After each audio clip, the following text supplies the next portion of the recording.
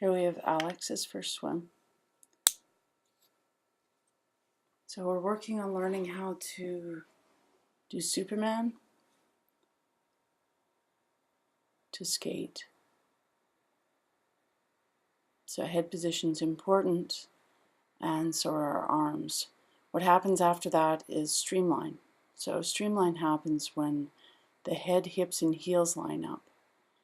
And we're finding that just leaving the legs apart is going to cause you to sink a little sooner than you would. So getting a tighter kick, a little snappier kick is going to give you a lot more momentum to go forward, and then you won't sink quite as soon.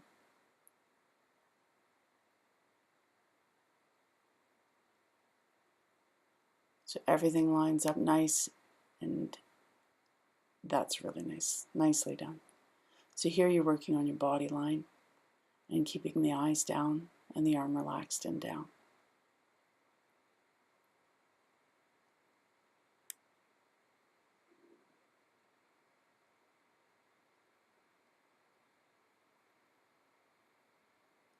And after the kick on this side, you notice the leg sort of went out to the side, causing a little extra drag. So here we're doing multi-stroke, so some recovery, and on to the next one. So here you can see you're using your body line. So the hips are moving nicely, so you're keeping the glutes engaged.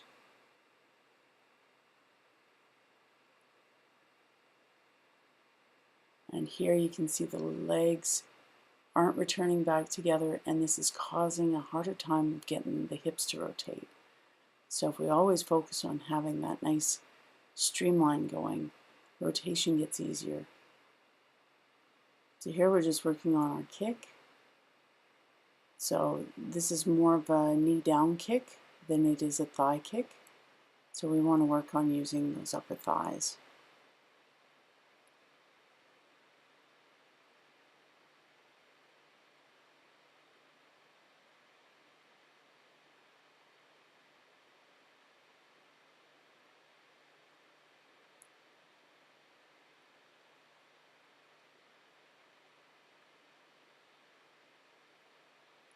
So here you're managing to stay up. You're keeping enough body line and momentum in order to stay up. The sinking comes from the lack of air.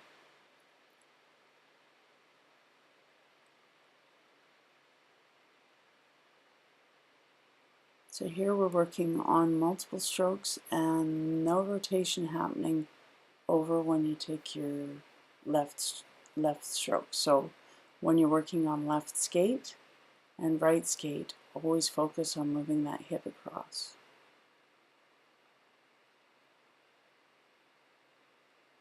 So you're starting here on the left, and the left hip comes up, and then when you go to the next one, the right hip comes up. So this was a much better combination. And then rotating onto the back for the breathing stroke.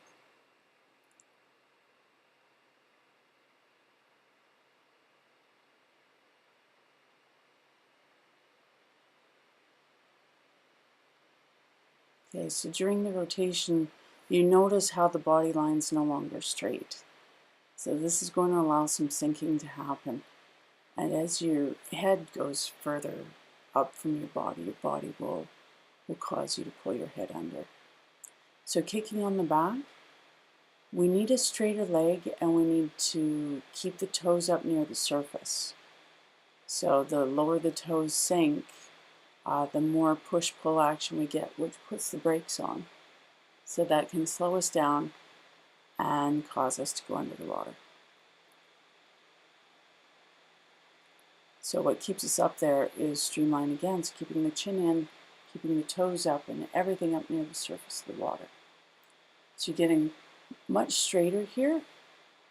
So, but as they start to go down,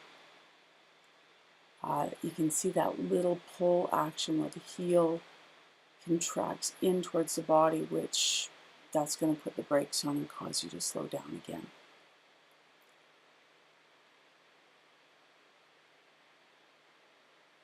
So always try and keep the toes flicking out of the water when you kick on your back.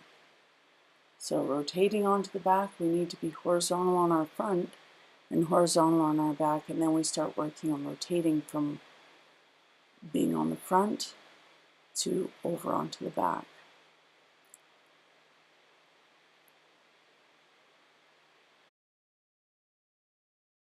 Notice the kick here is improving, so you're seeing that thigh moving up and down, causing the feet to move. So this is a much better position here. So you're working on gaining the skills, and then as you learn them, cement it into your practice. So as you can see this happening on the video, I want you to try it when you get home. Great work, Alex.